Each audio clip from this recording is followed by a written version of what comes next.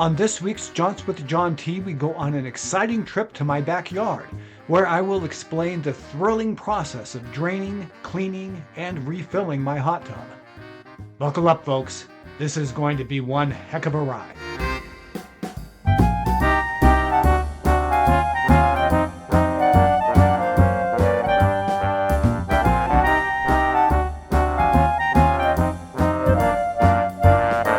Howdy, howdy, howdy, and welcome to Jaunts with John T. I am John T, and this week we are going on a jaunt around the house. That's right. Specifically, we are going on a jaunt down there. You see, downstairs behind those slats on that deck, next to that deck, is our hot tub. And our hot tub is in desperate need of cleaning. So that's what I'm going to do today. I am going to show you how we drain, clean, and refill the hot tub. Try not to get too excited. Why don't you go on this jaunt with us? This is the clearest sign that the hot tub needs to be drained and cleaned, because it starts foaming like this, and it doesn't matter how well I balance the chemicals, it just keeps on foaming. So it is time to drain the hot tub. Okay, so a couple of interesting tidbits about our particular hot tub. As you can see, it's not a particularly large hot tub. It is about 6 by 6.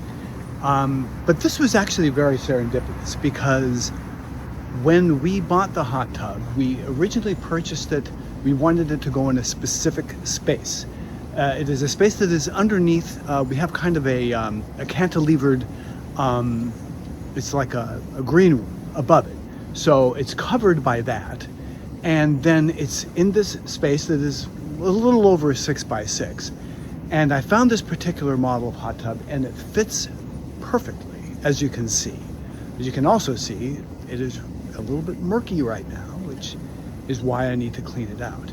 Now, when we did the installation, one of the first things we did was we had this concrete slab installed, and that's what we put the hot tub on top of. And then after that, we built an additional deck portion surrounding the hot tub. It's a little bit dirty right now because it's fall, so we've got a lot of leaves and stuff. But that's really nice, especially in the summer. We like to sit out there and sunbathe and that sort of thing, which is very nice in the summer. Another really serendipitous thing about this installation, and something that I wish I could say I planned, but frankly I did not, was the location of the sewer inlet. It happens to be right next to where we put the hot tub. And this makes what I'm about to do today, which is draining and refilling the hot tub, extremely easy, as you will see. Okay, first step, shut off the power. There it is, power is shut off. If I don't shut off the power, then what happens is, after it gets lower, then it continues to try to circulate, but it doesn't have enough water to circulate, so it starts blowing air out, and that's how that becomes a bad thing. So that's why you want to make sure that the power is shut off. Okay, so the next thing I have to do is remove this cover that you see on the hot tub there. It's got a couple of screws to hold it in place. But before I do that, I need to move the steps, which, by the way, are very heavy, and also that little table over there and the chemicals to make sure I have a clear space. So that's what I'm going to do now.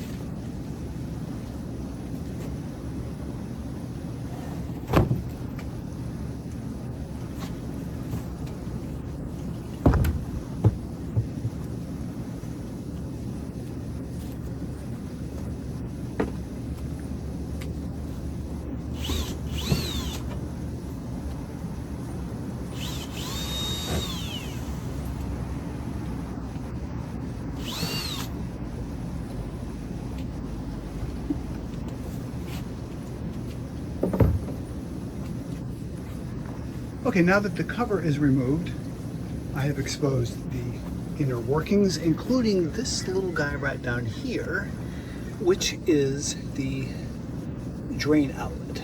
So what I'm going to do is I'm going to take this hose, which I have right here, and I'm going to attach it to the drain outlet and have it go out to there. By the way, another thing that I need to do is I need to remove the filter from here, because if I don't do that, as I've discovered, it takes forever to drain. So I have to remove that filter first.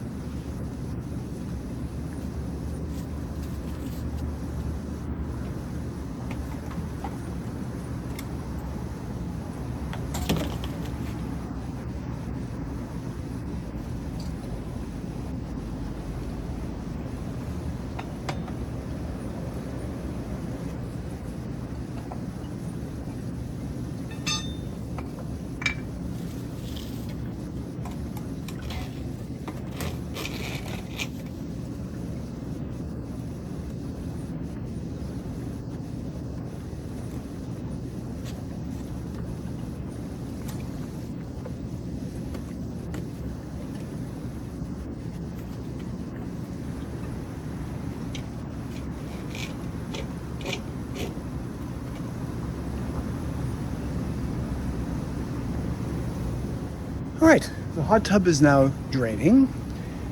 It takes about an hour for it to drain, so I'm just gonna let it do its thing and come back a little bit later to clean it out.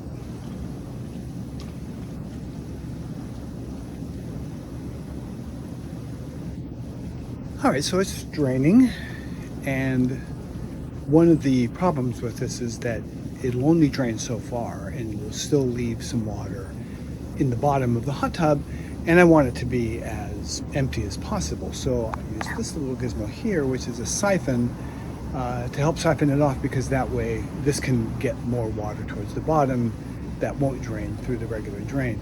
I'm also going to go ahead and put it in now because it also will help it drain a little bit faster, a little bit, not that much faster, but a little bit faster. So I'm just going to go ahead and put it in now.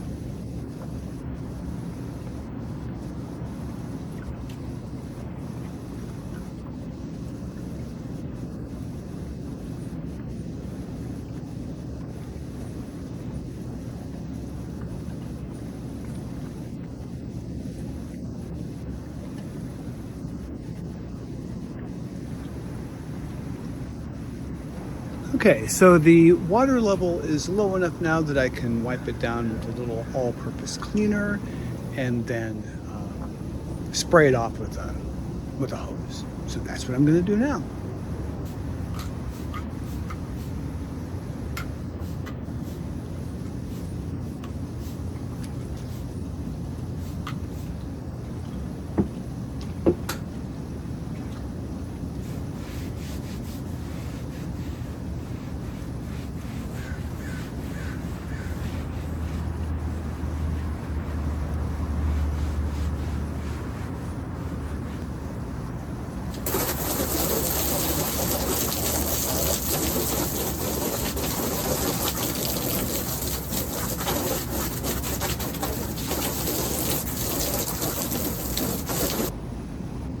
While I have it out, and since I'm cleaning the hot tub anyway, I go ahead and clean out the filter as well.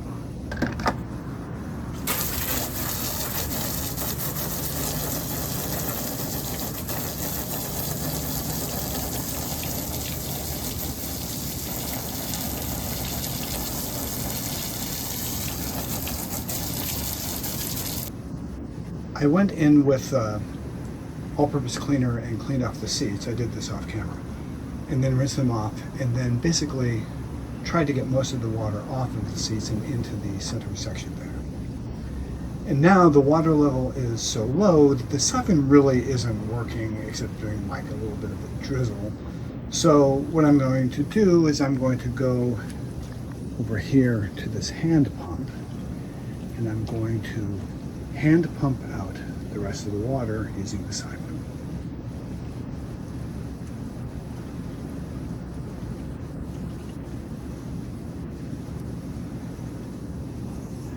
All right, so the last step before we go back and refill it again is to get the last of the water that is at the bottom of the hot tub with basically towels.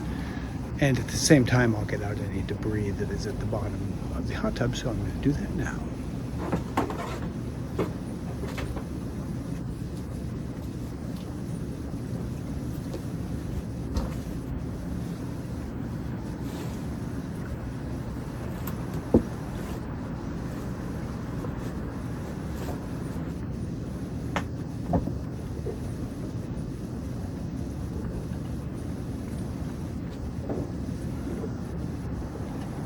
Now I'm going to fill up the hot tub with water.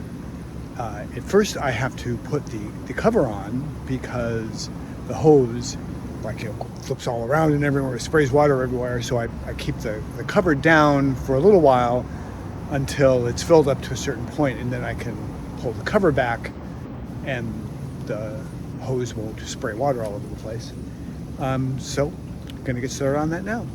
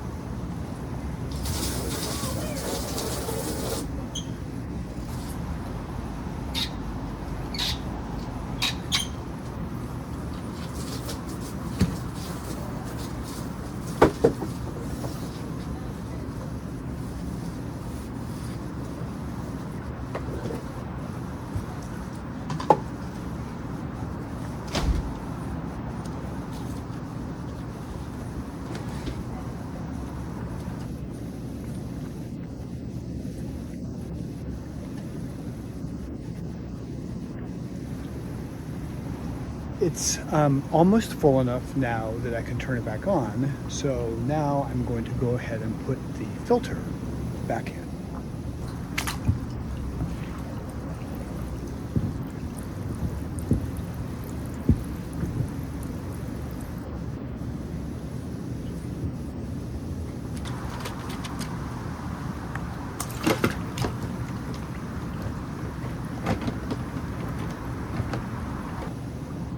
Now the water level is above the jets and above the level of the filter, which means I can now turn it back on. Now when I turn it on, what I'm sort of expecting to see is for it to get an error that says FLO. And what that means is that there is air in the lines that is stopping the water pump from working correctly. Part of me hopes that that doesn't happen, because if it doesn't happen, I don't have to fix it. But then again, part of me kind of hopes that it does happen, because that way I'll be able to show you how to fix it. Okay, turning it back on. Let's see what happens.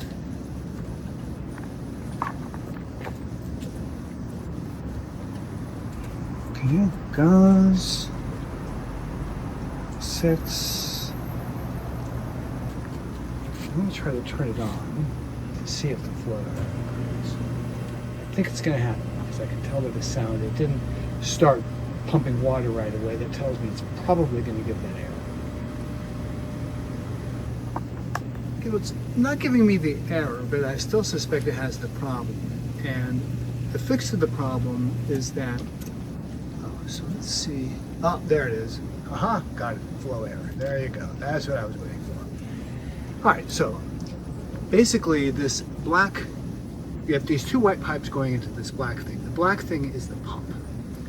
And the problem is that there's air in the pump. That means it can't get the water to flow.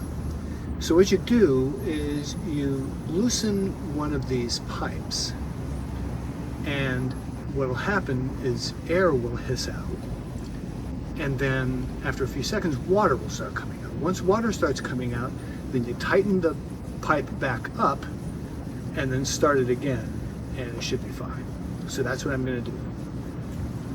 Okay, so hopefully you'll be able to see this. Basically, I'm using this channel wrench right here, and I'm going to go to this. Actually, no, I do it on this one. And I'm going to loosen it, and air will come out.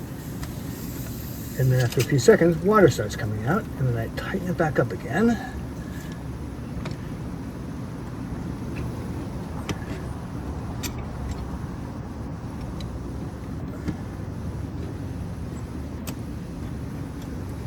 That should be tight enough. Okay, now I'm going to restart it. So I'm going to turn it back on again. Okay, so turn it back on again. There it goes. It's stuck there for a second. Go back here and turn it back on over here. It should be on. Okay. Now I can tell already. You see how it's bubbling through? So now when I turn it on, it'll take a second, but it'll come on, and it's now circulating water correctly. So there you go. That's how you fix if your hot tub gives you an error here that says FLO. And I've seen enough videos on this that I suspected that error is pretty much common with most, if not all, makes and models of hot tubs. So it's a good thing to know. Okay, I'll put the panel back on in a second. And as you can see, it's now up. It's pumping water through. You can skim all the stuff that's falling into it after it's full. It's almost full. It needs to go about maybe another inch or so of water, and it'll be full. As you can see, it registers, I don't know if you can see it, but it registers 61 degrees Fahrenheit. And it will heat up, obviously, and I can't put any chemicals in. The next thing I need to do is put chemicals in, but I can't put any chemicals in until it's at least 80 degrees Fahrenheit, which will be probably an hour or so, I'm going to guess, something like that. I'll check it back with a little bit later and see.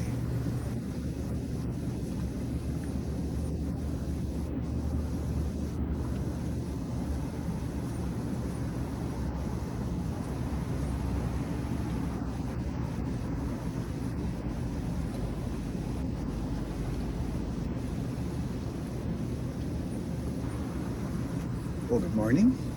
It is the next day, and it is a cold, wet, raw day here in the Pacific Northwest. Pretty much regular. Anyway, the hot tub is now up to temperature. It didn't get warm enough last night for me to treat it with chemicals last night, so I waited until this morning. So that's what I'm going to do now.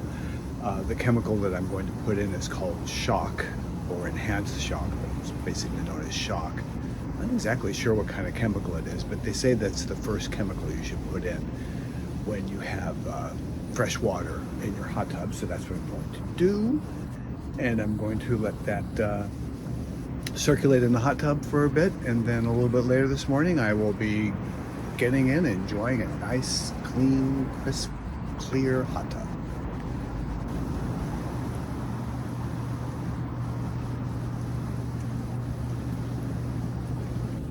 Well, my walk is over, and I went to the gym, and now it is time to reap the rewards of all my hard work. As you can see, the hot tub is crystal clear. I have my caffeinated beverage, and I am enjoying the morning here in my hot tub.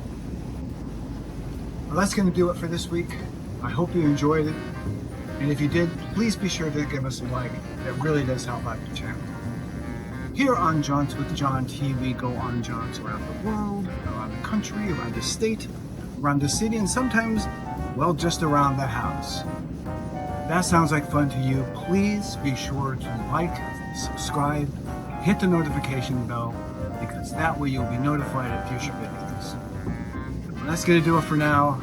I am John T. And until I can figure out a better sign off, thanks for watching.